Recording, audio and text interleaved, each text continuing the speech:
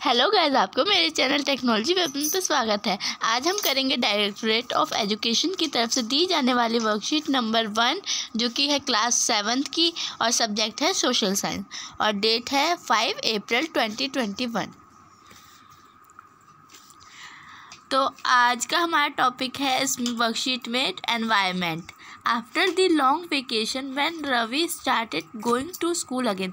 एक लंबी छुट्टियों के बाद जब रवि ने स्कूल जाना फिर से शुरू किया, he notice that the only playground next to his school was dug up. उसने नोटिस किया कि उसका प्लेग्राउंड जो उसके स्कूल के बाद है वो खुद रहा था, खुद गया था। मतलब people said that a huge building with many flats will be constructed there.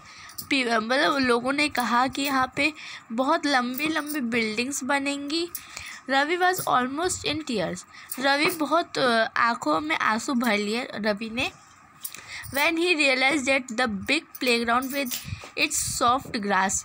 जब उसने रियलाइज़ किया कि एक बड़ा प्लेग्राउंड और उसके soft grass, marigolds and butterfly is gone forever, वो हमेशा के लिए चले जाएंगे। He shared his feelings with his classmates. Ravi ने अपने क्लासमेट्स के साथ अपनी फीलिंग्स शेयर की।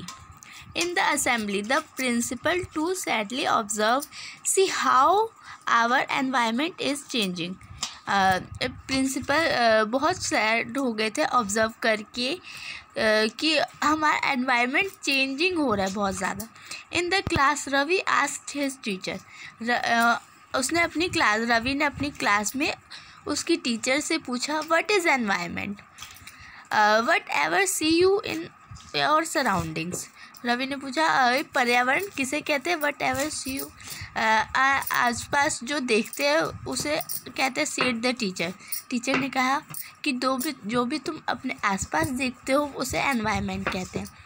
Ravi thought aloud, that means the school buildings, tables, chair in the classroom, even that open field, the road, the garbage, my friends, all are parts of our environment.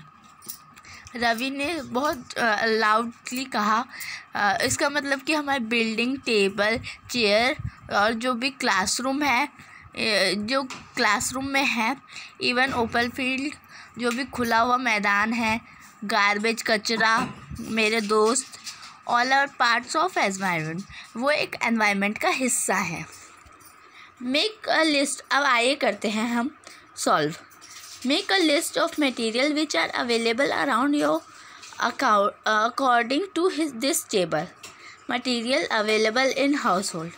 जो house में है हमारे material क्या क्या available होता है, जिसे हम एनवायरनमेंट कह सकते हैं। उसे हम ह्यूमन मेड एनवायरनमेंट कहते हैं, जो कि ह्यूमन से बना है। जैसे कि मान लीजिए आप door, bed, table, chair, TV, fridge, etcetera. Material available in near be your house.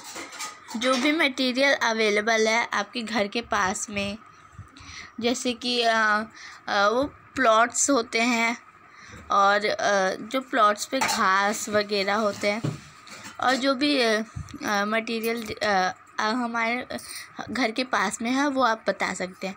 Material available in school, जो भी हमारे मटेरियल अवेलेबल होता है हमारे स्कूल में, उसे जैसे कि वो ब्लैक बोर्ड हो गया, बेंच हो गए, पेन हो गया, बैग हो गया, एक्सेट्रा, और भी चीज़ें आप लिख सकते हैं।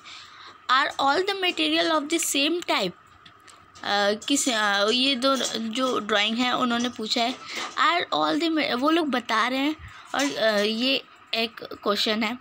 Biotic, the world of living organism. जैसे कि बायोटिक, जो भी लिविंग ऑर्गेनिज्म है उन्हें हम बायोटिक बोलते हैं। Plants and animals living organism है, इसलिए हम उन्हें बायोटिक बोलेंगे। अब biotic, the world of non living elements. जो भी एलिमेंट्स है वो नॉन लिविंग होते हैं, जैसे कि एग्जाम्पल ले लीजिए आप लैंड, उसे हम बायोटिक बोलेंगे। The names of few materials are given in the table.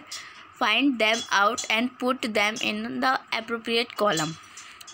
जो भी इसमें बायोटिक मटेरियल, अबायोटिक मटेरियल आपको फाइंड करके इसमें टिक करना है।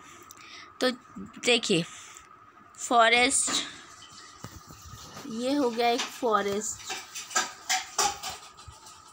ये बायोटिक मटेरियल है। और ढूंढते हैं, और हो गया सैंड, ये अबायोटिक है। और हो गए डेजर्ट, और हो गए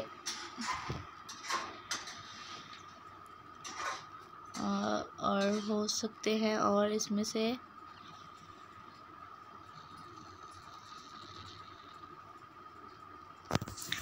और आप खुद ही ढूंढ के कर सकते हैं, ये वाला आप क्वेश्चन खुद कर लेंगे।